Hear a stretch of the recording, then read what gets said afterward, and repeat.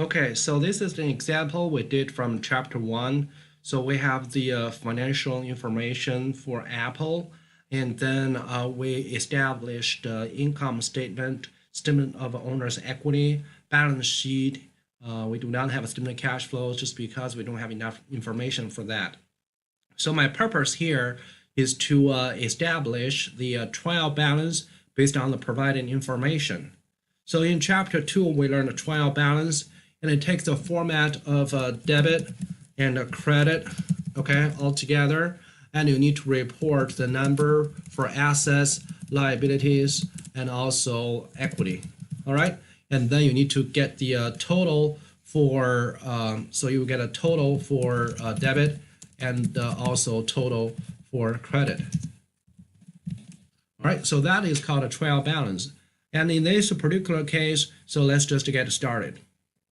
So let's say this is where I start my trial balance, and the first assets I want to put there is cash, and followed by investment and other assets. And then I'm going to just copy paste the numbers, first the titles, okay, oops.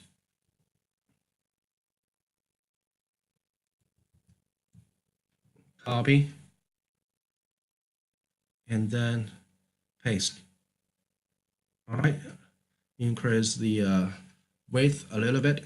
And then I also need to copy the numbers, but I have to be very careful that these numbers are for assets, and when assets increase, then that should be debit. So I'm going to put all the numbers on the debit side of the trial balance. Okay, these are all on the debit side. And here I'm going to put a underline. And then my next item should be liabilities. And I have two liabilities. One is account payable, and another is other liabilities. And their numbers are also sorted already.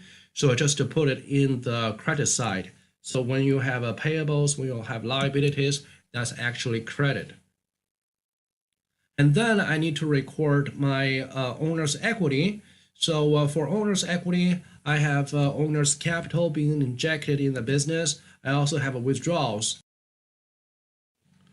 Well, I need to be careful here because owner's capital is a credit, right?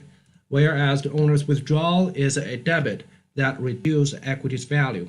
So I'm going to put capital and withdrawals in different places. And then I need to worry about the other part of equity, which is represented by net income. However, I do not just put an item called net income. No, that's not something I want to do. Instead, I'm going to record the revenues and the cost of sales and SG&A expenses. All right. And for the revenues are credits for equity, and all the expenses, no matter for cost of the sales and SG&A expenses, these are debits. All right. So that's basically it.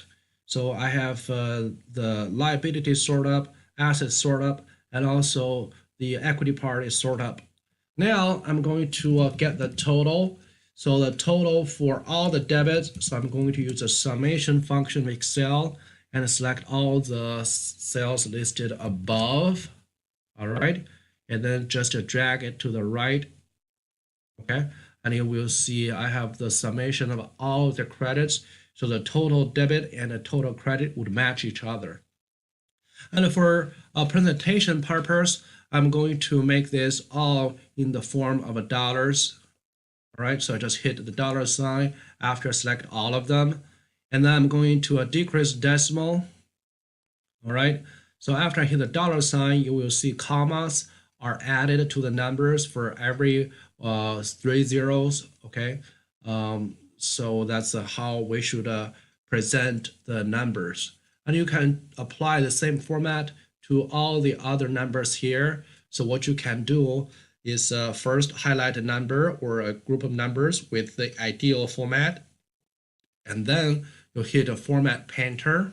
So now your icon has changed to a painter, a brush, and then you just select all the numbers you want to brush. All right, you will see that the number has changed their formats. All right.